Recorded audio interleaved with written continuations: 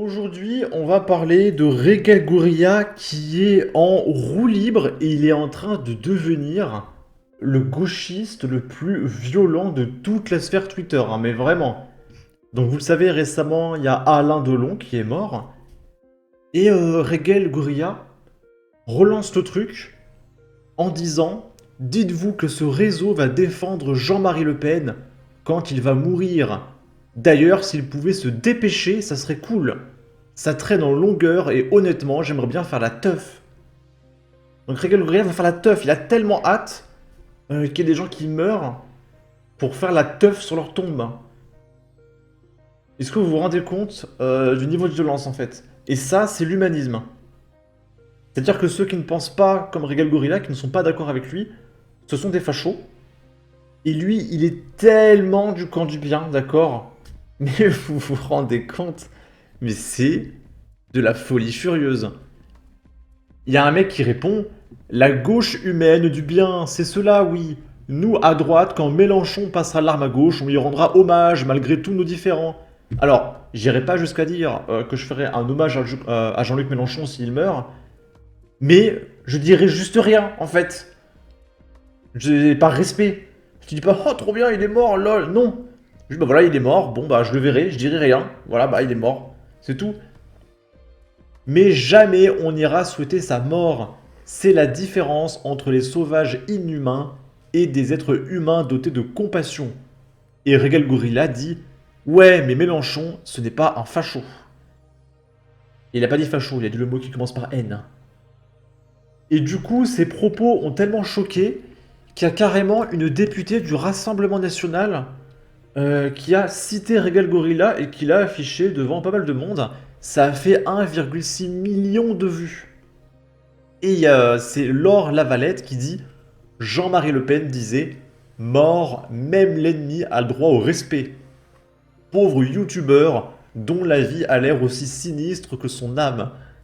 Devant 1,6 million de personnes. Et Regal Gorilla, c'est quelqu'un de connu. C'est-à-dire qu'il a son visage, il monte sa tête, etc. Donc c'est fort comme humiliation, d'accord? Et du coup, il a réagi, il a peur maintenant. Alors en vrai, je peux le comprendre. Mais du coup, il a peur. Des élus du Rassemblement National qui me cassent les cacahuètes durant mes vacances et vous pensez que j'allais pas répondre. Qu'ils osent défendre Jean-Marie Le Pen, je les attends. Je ne laisserai rien passer, il est indéfendable. Vacances ou pas de pitié pour le Rassemblement National. Alors lui, il est en guerre, hein, Regal Gorilla, d'accord? Et du coup, je suis allé sur la page Wikipédia de Regal Gorilla, parce que j'étais intrigué par son âge, et il a 27 ans. Là, il y a écrit 25 ans en 2022. Donc il a 27 ans, Regal Gorilla. Ok.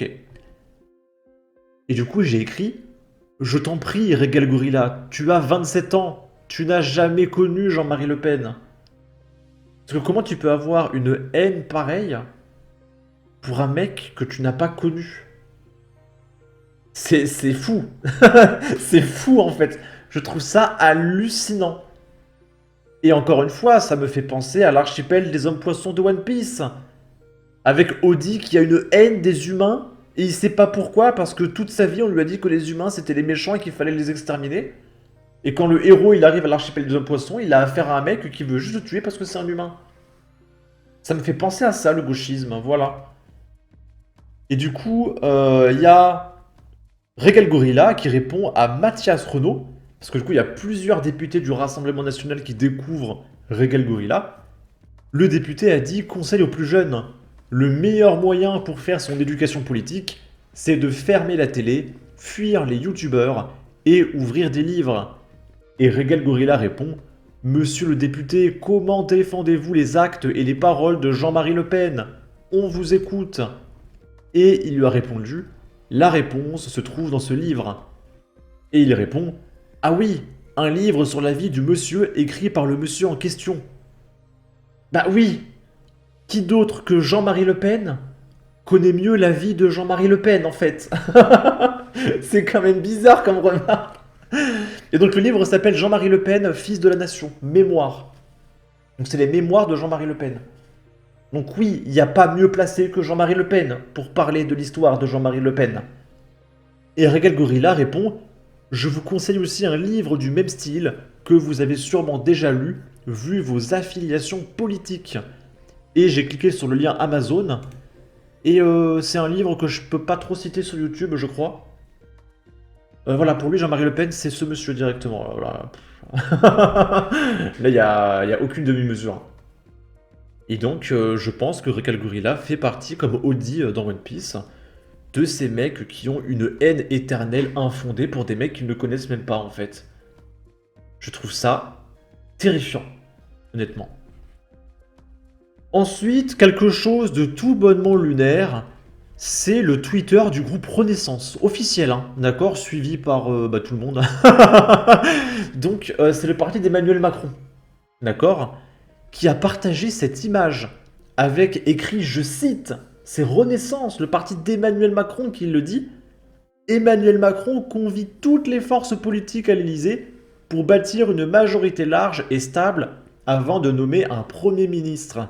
Pendant ce temps, la France insoumise prône la destitution, méprisant nos institutions et menaçant de plonger la France dans le chaos. Ils ont même fait un mème, donc la cohérence à gauche, échanger avec tous les partis politiques avant de nommer un Premier ministre, et l'anarchie à droite vers Jean-Luc Mélenchon, créer le chaos en voulant destituer le président de la République avec des nuages sombres et je crois que c'est des montagnes maléfiques derrière. Mais Renaissance, vous avez fait alliance avec qui aux élections législatives? Deuxième tour.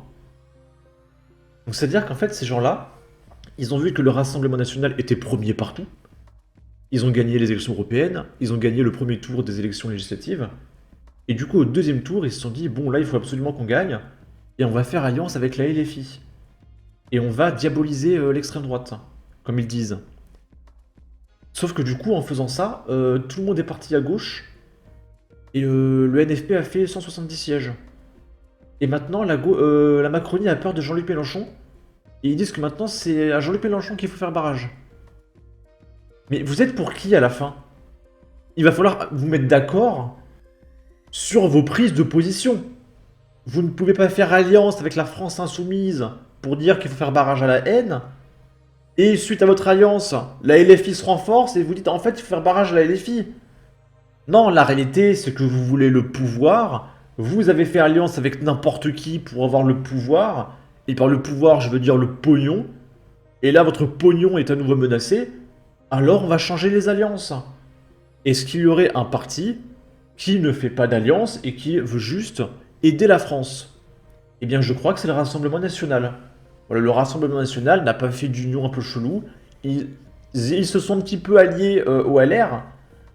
Mais si tu veux, on n'est pas à un niveau, on va dire, de foutage de gueule équivalent à ce que peut faire Renaissance.